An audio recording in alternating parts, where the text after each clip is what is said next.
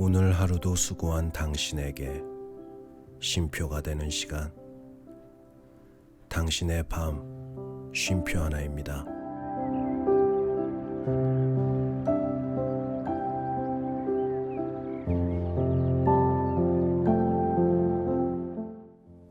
안녕하세요. 남자 사람입니다. 말의 힘은 항상 대단한 것 같아요. 나는 아무 생각 없이 말한 어떠한 말이 누군가에게는 굉장히 큰 상처가 될 수도 있고, 또는 그 말로 인해서 타인이 저를 판단하는 그런 어떠한 기준이 될 수도 있으니까요. 오늘은 탈무드의 지혜 첫 번째 이야기인데요. 오늘 이야기를 통해서 어떻게 지혜롭게 이야기를 할 수 있을지 그렇게 생각할 수 있는 시간이 되면은 좀 좋을 것 같습니다. 네. 그럼 당신의 밤 쉼표가 되는 시간 시작해 보도록 하겠습니다.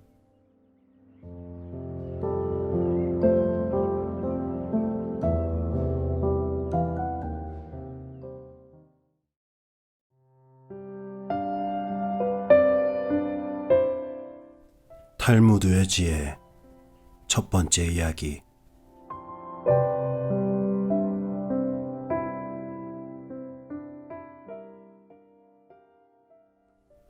상인의 지혜. 어떤 상인이 도시로 물건을 사러 갔다. 며칠 후에 바겐세일이 있다는 사실을 알고 그는 그때까지 기다렸다가 물건을 사기로 했다. 그러나 그는 많은 현금을 갖고 있었기 때문에 그것을 몸에 지니고 있는 것이 불안했다. 그는 조용한 곳으로 가서 그 돈을 전부 땅에 묻었다. 다음날 그곳에 가보니 돈이 없어졌다. 이리저리 생각을 더듬어 보았지만 자기가 묻는 것을 본 사람은 아무도 없었으므로 그는 어째서 돈이 없어졌는지를 알 수가 없었다. 그곳에서 조금 떨어진 곳에 집이 하나 있었다. 상인은 그 집 벽에 구멍이 뚫려 있다는 사실을 알게 되었다. 그는 틀림없이 그 집에 살고 있는 사람이 자기가 돈 묻는 것을 그 구멍으로 내다보고 있다가 후에 꺼내간 것이라고 생각했다. 상인은 그 집에 살고 있는 노인에게 이렇게 말했다. 노인은 도시에 살고 계시니까 머리가 영리하시겠군요. 제게 지혜를 좀 빌려주십시오. 저는 물건을 사려고 이 도시에 왔는데 지갑 2개를 가지고 왔습니다. 하나에는 은화 500개가 들어있고 다른 하나에는 은화 800개가 들어있습니다. 저는 그 작은 지갑을 남몰래 어느 곳에 묻어두었습니다. 그런데 나머지 큰 지갑도 땅 속에 묻어두는 것이 좋을까요? 아니면 믿을 만한 사람에게 맡겨두는 것이 좋을까요? 그러자 노인은 이렇게 말했다. 만일 내가 당신이라면 다른 사람은 아무도 믿지 않겠소. 작은 지갑을 묻어둔 곳에 함께 묻어두겠소. 상인이 돌아가자 욕심쟁이 노인은 자기가 꺼내온 지갑을 그곳에 도로 갖다가 묻어놓았다. 상인은 그것을 지켜보고 있다가 자기 지갑을 무사히 찾았다. 하느님께서 벌을 내리실 때는 우선 그 사람의 지혜부터 빼앗는다. FM 도스토옙스키.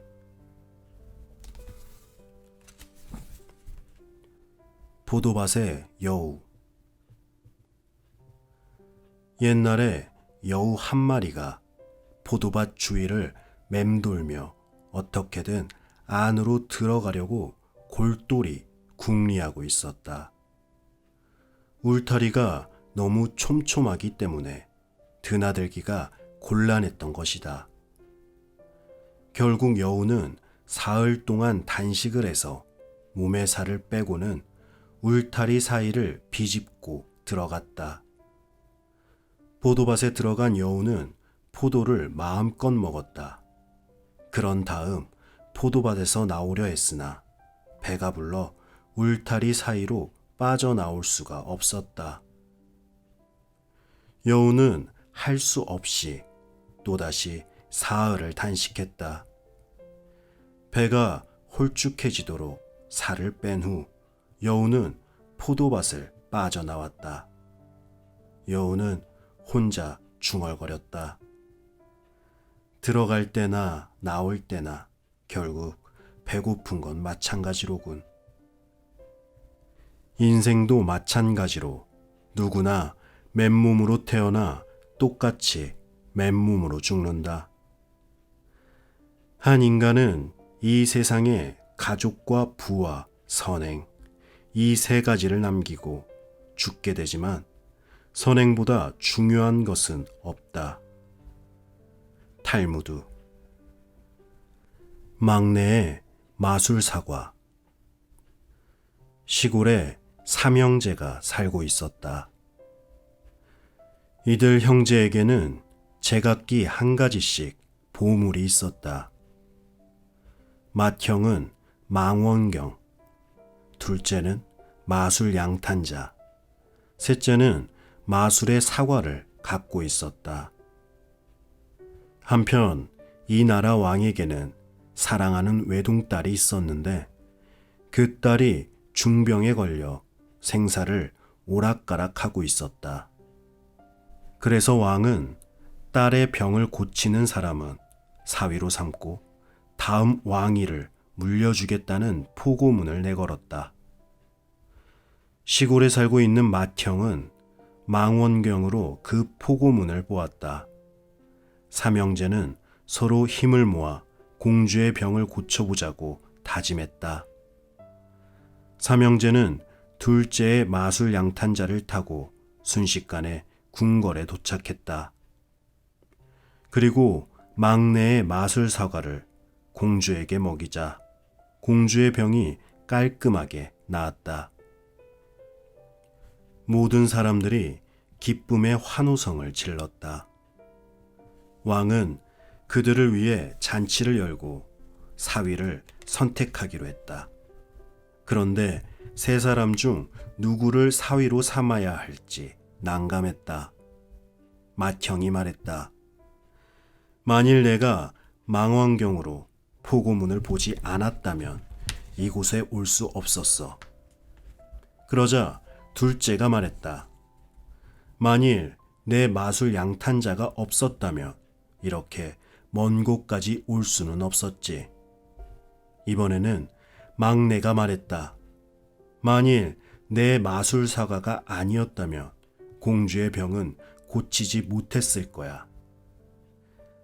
만일 당신이 그 나라의 왕이라면 공주에게 누구와 결혼하라고 하겠는가? 왕은 주저하지 않고 막내를 사위로 발표했다. 왜냐하면 맏형의 망원경과 둘째의 양탄자는 그대로 남아있다. 하지만 막내는 사과를 공주에게 먹였기 때문에 아무것도 없게 되었다. 그는 공주를 위해 자신의 모든 것을 주었던 것이다. 추리하는 능력은 모두 갖고 있지만 판단하는 능력은 소수의 사람들만 갖고 있다. A. 쇼펜하우어. 여성의 힘. 선량한 인품을 지닌 부부가 어쩌다가 이혼을 했다. 남편은 곧 재혼했지만 안타깝게도 악한 여인을 만나게 되어 그는 새 아내와 똑같이 악한 사나이가 되었다. 아내도 곧 재혼을 했는데 역시 악한 사나이를 만났다. 그러나 새 남편은 아내와 똑같이 선량한 사람이 되었다. 여자는 언제나 남자를 조종하기 마련이라는 적나라한 신뢰, 탈무드. 그릇 안에 담긴 것. 현명하고 지혜로운 랍비가 있었다. 그러나 얼굴은 매우 못생긴 편이었다. 랍비는 어느 날 이웃나라의 공주를 만났다. 공주가 그를 보자마자 말했다. 총명한 지혜가 못생긴 그릇에 담겨 있군요. 그러자 랍비가 말했다. 공주님, 이 궁궐에 술이 있나요? 네. 그 술은 어떤 그릇에 들어있는지요? 평범한 항아리나 주전자 같은 그릇에 담겨 있죠. 금그릇이나 은그릇도 많을 텐데 훌륭한 공주께서 어찌 그런 항아리 같은 보잘것없는 그릇을 쓰시나요? 그러자 공주는 금그릇이나 은그릇에 담겨있던 물을 보잘것없는 질 항아리에 옮겨 담고 항아리에 담겨있던 술은 전부 금그릇과 은그릇에 옮겨 담았다. 그러자 술맛은 곧 변해버렸고 마실 수가 없게 되었다. 왕이 화를 내며 소리쳤다. 누가 이런 그릇에 술을 담았느냐? 그렇게 하는 편이 나을 것 같아 제가 옮겨 담았습니다. 용서하소서. 공주는 왕에게 사과를 한 뒤 랍비에게 돌아와 따져 물었다. 당신은 어째서 내게 그런 일을 하라고 시키신 거죠? 저는 단지 공주님에게 가르쳐 드리고 싶었을 뿐입니다. 매우 귀중한 것도 때로는 싸구려 그릇에 넣어두는 편이 나을 때가 있다는 사실을요. 인간의 가치는 피부에 있는 것이 아니므로 남의 피부를 대어본다고 그 가치를 아는 것은 아니다. H.D. 소로. 꼬리와 머리. 뱀의 꼬리는 틈만 나면 불평을 일삼았다. 언제나 머리가 가는 대로 따라다녀야만 했기 때문이다. 결국 어느 날 꼬리가 머리에게 퉁명스럽게 말했다. 왜 난 언제나 네 꽁무니만 맹목적으로 따라다녀야 하고 넌 언제나 나를 마음대로 끌고 다니는 거지? 이건 너무 불공평해. 나 역시 뱀의 일부분인데 언제나 노예처럼 끌려다니기만 해야 한다는 건 말이 안 되잖아. 넌 앞을 볼 수도 있는 눈도 없고 위험을 분간할 귀도 없고 행동을 결정할 두뇌도 없잖아. 결국 난 나 자신을 위해서 그러는 게 아니라 너를 위해서 언제나 봉사하고 있는 거야. 꼬리가 큰 소리로 비웃으며 말했다. 그따위 말은 질리도록 들어왔어. 어떤 독재자나 폭군도 모두 백성을 위한다는 명목으로 제멋대로 행동하고들 있지. 머리는 하는 수 없이 한 가지 제안을 했다. 그렇다면 내가 하는 일을 네가 한번 맡아보렴. 꼬리는 몹시 기뻐하며 앞에 나서서 먼저 움직이기 시작했다. 그러나 얼마 못 가서 뱀은 강물에 빠지고 말았다. 갖은 노력 끝에 뱀은 겨우 강물에서 빠져나왔다. 그런데 또 얼마 가지 않아 뱀은 가시덤불 속에 들어가고 말았다. 빠져나오려고 애를 쓰면 쓸수록 뱀은 가시에 점점 더 찔려 상처투성이가 되었다. 머리의 도움으로 간신히 빠져나온 꼬리는 앞장서서 나가다가 이번에는 불 속으로 들어가고 말았다. 몸이 뜨거워지자 꼬리는 두려움에 떨었다. 다급해진 머리는 필사적으로 빠져나오려고 했으나 때는 이미 너무 늦어버렸다. 꼬리와 함께 머리도 불에 타버리고 말았다. 머리는 결국 맹목적인 꼬리로 인해 죽고 만다. 지도자는 언제나 꼬리와 같은 자가 아닌 머리를 선택해야만 한다. 탈무드. 세치혀. 어느 날 남편이 아내에게 시장에 가서 맛있는 것을 사오라고 했다. 그러자 아내는 혀를 사왔다. 며칠 후 남편은 다시 아내에게 오늘은 가격이 싼 것으로 사오라고 했다. 그런데 아내는 또 혀를 사왔다. 남편이 말했다. 지난번에 맛있는 것을 사오라고 했을 때도 혀를 사오더니 싼 것을 사오라고 해도 또 혀를 사왔으니 어찌된 일이오. 아내가 대답했다.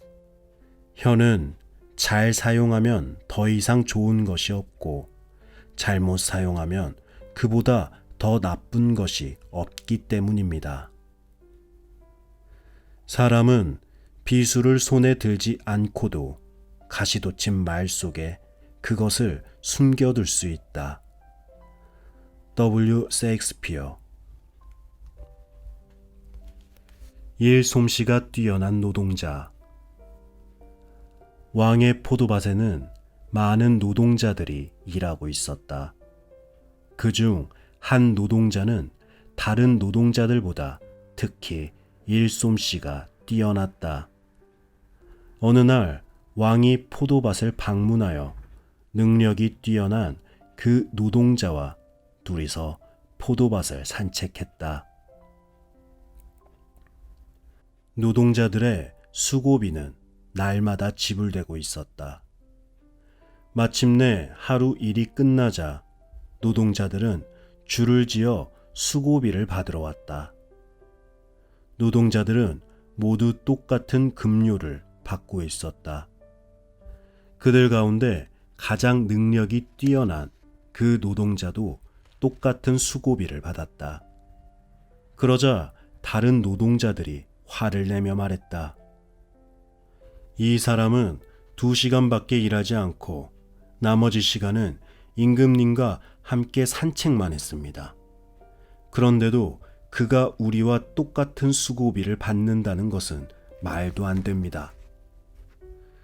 그들의 항의에 왕이 대답했다.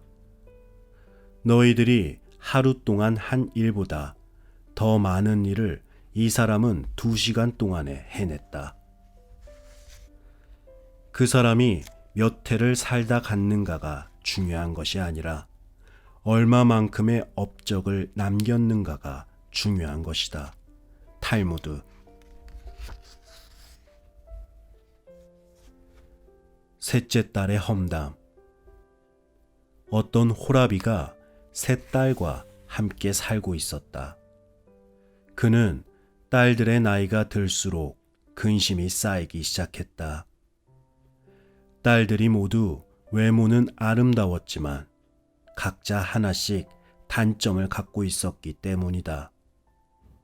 첫째 딸은 게으름을 피우고, 둘째는 남의 것을 자주 훔쳤으며, 셋째는 남을 험담하는 결점이었다. 한편 이웃 마을에 아들 삼형제를 둔 부유한 사람이 있었다. 그가 세 딸의 아버지에게 자기 아들들과 혼인을 시키자고 청해왔다. 세 딸의 아버지는 딸들의 결점을 조심스럽게 고백했다. 그러자 그는 자기가 책임지고 버릇을 고쳐놓겠다고 약속했다. 마침내 세 자매와 세 아들은 결혼을 했다. 시아버지는 게으름뱅이 맏며느리에게는 하녀를 여러 명 고용해주고 도둑질하는 버릇이 있는 며느리에게는 큰 창고 열쇠를 내어주어 무엇이든 갖고 싶은 대로 가지라고 했다. 그리고 험담하기를 좋아하는 셋째 며느리에게는 매일 아침마다 오늘은 남을 헐뜯을 것이 없느냐 하고 물었다.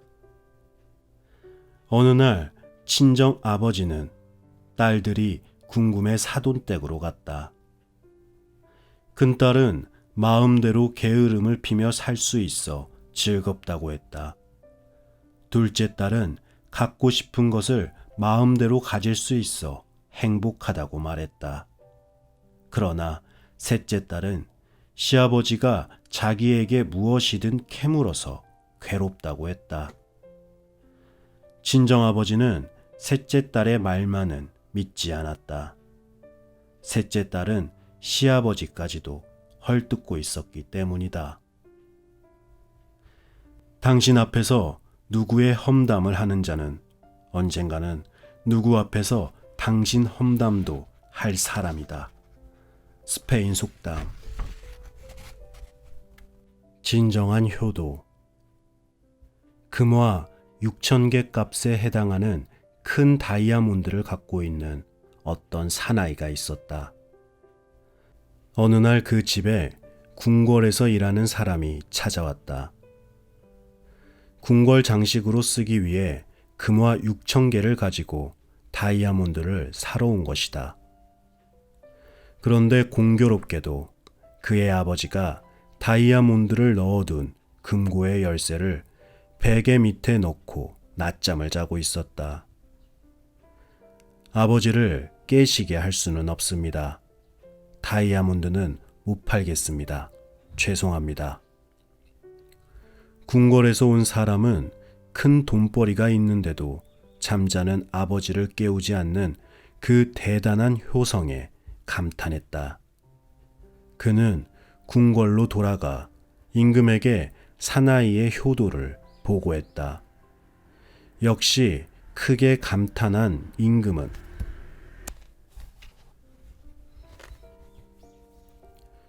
궁궐로 돌아가 임금에게 사나이의 효도를 보고했다. 역시 크게 감탄한 임금은 그에게 많은 상을 내렸다. 아비나 어미를 업신여기는 자에게 저주를 하면 만 백성은 아멘하여라. 구약 성서. 술의 기원. 최초의 인간이 포도나무를 심고 있었다. 그때 악마가 찾아와 물었다. 뭘 하고 있는 거야? 굉장한 식물을 심고 있는 중이야. 이건 처음 보는 식물인데 이 식물에는 아주 달고 맛있는 열매가 열린다고. 그리고 그 국물을 마시면 아주 행복해지지. 그러자 악마는 자기도 꼭 동업자로 넣어달라고 부탁했다. 그리고는 양과 사자와 원숭이와 돼지를 끌고 와서 사람들을 죽여 피를 거름으로 주었다. 포도주는 이렇게 해서 처음으로 세상에 생겨났다. 술을 처음 마시기 시작할 때는 양처럼 온순하고 조금 더 마시면 사자처럼 사나워지고 조금 더 마시면 원숭이처럼 춤추고 노래를 부르며 더 많이 마시면 토하고 뒹굴고 하면서 돼지처럼 취해진다. 이것은 악마가 인간에게 준 선물이었다. 입술과 술잔 사이에는 악마의 손이 넘나든다. J.F. 킨트.